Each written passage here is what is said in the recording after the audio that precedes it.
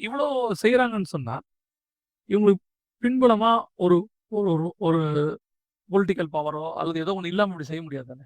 இத இன்னொரு வார்த்தையில சொல்லணும்னா, பொலிடிக்ஸையும் இன்ஃப்ளூயன்ஸ் பண்ற கெப்பாசிட்டி உங்களுக்கு இருக்கு.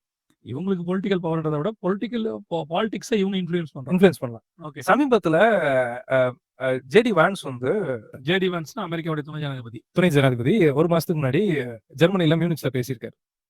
அப்ப ஒரு சம்பவத்த அவர் நரேட் பண்றாரு.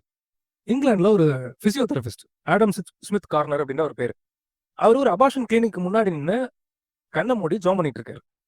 அத தள்ளி நிறுந்த அந்த போலீஸ் ஃபோர்ஸ் பாக்குறாங்க. பார்த்துட்டு அவர்ட்ட வந்து இன்டராகேட் பண்றாங்க. இவர் சத்தம் போடல, பதாகைகள் பிடிக்கல, ஒண்ணுமே பண்ணல. வந்து கண்ண மூடி ஏதோ பண்ணிட்டு இருக்காரு. இவர வந்து போலீஸ் இன்டராகேட் பண்றாங்க. "நீ என்ன பண்ண?" அப்படின்ட்டு. "நான் மனசுக்குள்ள ஜெபம் பண்ணேன்." "மனசுக்குள்ள என்ன ஜெபம் பண்ண?"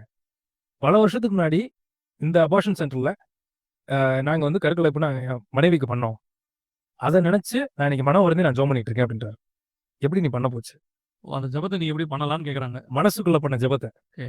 ஏன்னா, இங்கிலாந்துல புதுசா இப்ப ஒரு சட்டம் வந்திருக்கு. 200 மீட்டருக்குள்ள ஒரு அபார்ஷன் கிளினிக் இருக்குன்னா, 200 இதுக்குள்ள சத்தம் இல்லாமலோ, சத்தம் போட்டோ, அங்க வர்றவங்களுடைய மனநிலைய நீங்க மேனிபுலேட் பண்ற மாரி ஏதோ ஒண்ணு பண்ணீங்கன்னா, இல்லாட்டி அவங்க டெசிஷன இம்பாக்ட் பண்ற மாரி நீங்க ஏதாவது பண்ணீங்கன்னா, 2 வருஷம் ஜெயில்.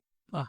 நீங்க வந்து ஜெபம் பண்றீங்கங்கிறத பார்த்து, யாராவது கருக்கலை பண்ண போறாங்க, அவங்க மனச மாத்திட்டீங்கன்னா, உங்களுக்கு 2 வருஷம் ஜெயில். அதான் அந்த சட்டத்தோட அர்த்தம். அதான் சொல்ல வராங்க அவங்க. 2 வருஷம் அவர உள்ள போட்டாங்க. இத வெளியில பார்க்கறதுக்கு உங்களுக்கு பொலிட்டிக்கல் சிஸ்டம், பொலிட்டிக்கல் லா மாரி தெரியும். அஸ்திவாரத்துல யார் இருப்பாங்கன்னு கேட்டீங்கன்னா, இந்த சயன்டிஃபிக் கம்யூனிட்டி இருப்பாங்க. இந்த லாவ இம்ப்ளிமெண்ட் பண்ணவங்க அல்லது இம்ப்ளிமெண்ட் பண்ணவங்க வைக்கிறதுக்கு யார் பின்புலம்னு பார்த்தா இவங்கள தான் இருப்பாங்க. அவங்க யார் ரெஃபர் பண்ணிருப்பாங்க? ஸ்டாண்டிங் கமிட்டின்னு ஒண்ணு போடுறாங்க பார்லிமெண்ட்லன்னு வச்சுக்கோமே. அவங்க யார போய் கேட்டிருப்பாங்க? சயின்டிஸ்ட் தான் போய் கேட்டிருப்பாங்க. கண்டிப்பா.